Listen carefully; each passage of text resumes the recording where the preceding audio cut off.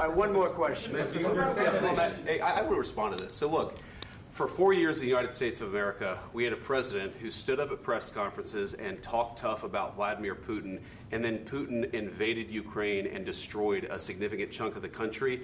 The path to peace and the path to prosperity is maybe engaging in diplomacy. We tried the pathway of Joe Biden of thumping our chest and pretending that the President of the United States' words mattered more than the President of the United States' actions. What makes America a good country is America engaging in diplomacy. That's what President Trump is doing. Can I ask you? Sure. Yeah? Yeah. Okay. So he occupied our parts, big parts of Ukraine, part of East and Crimea. So he occupied it on 2014. So during a lot of years, so I'm not speaking about just Biden, but those time was Obama, then President Obama, then President Trump, then President Biden, now President Trump, and God bless, now President Trump will stop him. But during 2014, nobody stopped him. He just occupied and took. He killed people. You know what the contact line? 2015. 2014. 2014 and 2015. 2014. Yeah. So I was not here. Yeah, but That's exactly right. Yes, but during 2014 till 2022, yeah, the situation the same. The people are been dying on the contact line. Nobody stopped him.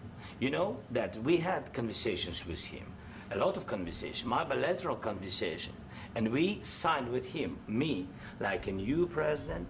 In 2019, I signed with him the deal.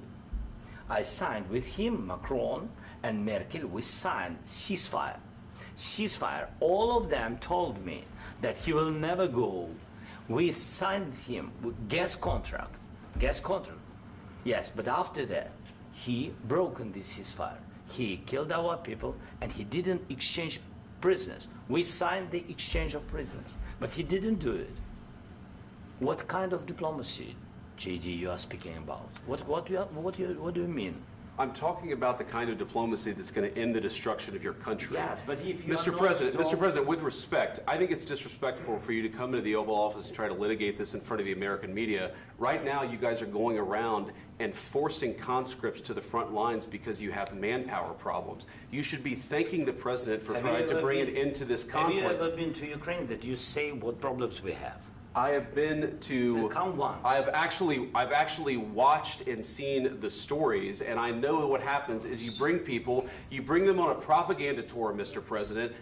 Do you disagree that you've had problems bringing people into your military? And do you think that it's respectful to come to the Oval Office of the United States of America and attack the administration that is trying to prevent the destruction of your country? A lot of questions. Let's start from the beginning. Sure. First of all, during the war, everybody has problems, even you, but you have nice ocean and don't feel now, but you will feel it in the future. God bless. You don't know that. God bless. You don't God know bless. that. You will not have a war. Don't tell us what we're going to feel. We're trying to solve a problem. Don't tell us what we're going to feel. I'm not telling you. Because I'm you're in no answering on position this to question. dictate that. That's Remember exactly what this. you're doing. You're in no position to dictate what we're going to feel. We're going to feel very good. You will feel influence. We're going to feel very good and very strong. You will feel influence. You're right now not in a very good position. You've allowed yourself to be in a very bad position, and he happens to be right about it. From the very beginning of the war. You're not in a good position. You don't have the cards right now. With us, you start having I'm not cards. playing cards. Right now, you don't. You're playing cards. Mr. President. You're I'm playing very cards. serious. You're gambling I'm with the lives of war. millions of people. You're gambling with World War III. You're gambling with World War III.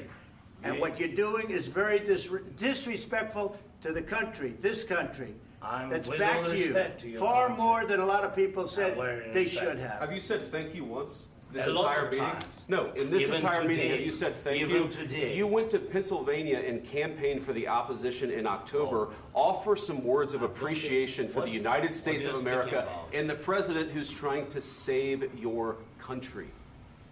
Please, you think that if you will speak very loudly about the war, you can... He's not speaking loudly. He's not speaking loudly. Your country is in big trouble. Can I Wait a answer? minute. No, Can you've I done a lot answer? of talking. Your country is in big trouble. I know. You're not I winning. know. You're not winning this. You have a damn good chance of coming out okay because of us. Mr. President, We are staying in our country, staying strong from the very beginning of the war. We've been alone, and we are thankful. I said thanks You haven't in been this alone. cabinet, You and haven't not been only alone. in this cabinet. We gave you, through I this said stupid thank you. president, $350 billion. You voted we gave for you your military president. equipment, You and you voted men for are your brave, president. but they had to use our military. What about if, West if you didn't have You our invited military me- equipment, you invited if me you to didn't speak. have our military equipment, this war would have been over in 2 weeks. In 3 okay? days, I heard it from Putin. In 3 days, this is something Maybe new. less. In 2 weeks, of course, yes. It's going to be a very hard thing to do business like this. I Again, tell you. just say thank you. I said a lot of except times that thank there, you except to that- American people. Except that there are disagreements, and let's go litigate those disagreements rather than trying to fight it out in the American media when you're wrong. We know that you're wrong. But you see, I think it's good for the American people to see what's going on. I understand, sir. I think it's I very understand. important. That's why I kept this going so long. You have to be thankful. You don't have the I'm cards. thankful. You're buried there. Your people are dying. tell you You're again, running I low know. on soldiers. Don't- Listen, don't please, you're running Mr. low on President. soldiers. It would be a damn good thing. Mr. And then President. then you tell us, I don't want a ceasefire. I don't want a ceasefire. I want to go and I want this. Look, if you could get a ceasefire right now, I tell you, you take it so the bullets stop flying and your men stop getting killed. Of course, we want to stop the war. But But you're I saying said, you don't want a ceasefire. But I said to you, I want a with ceasefire. guarantees. Because you'll get a ceasefire faster than an agreement. Ask our people about ceasefire, what they think. That wasn't doesn't with matter me. for you what- That what wasn't this with me. means. It That was wasn't with with you. a guy named Biden who was not a smart person. This That is was your, with, this that is was with your Obama. president. It was your president. Excuse me. That was with Obama, who gave you sheets, and I gave you javelins. Yes. I gave you the javelins to take out all those tanks. Obama gave you sheets. In fact, the statement is Obama gave sheets and Trump gave javelins. You got to be more thankful, because let me tell you, you don't have the cards. With us, you have the cards. But without us, you don't have any cards. One more question to Mr.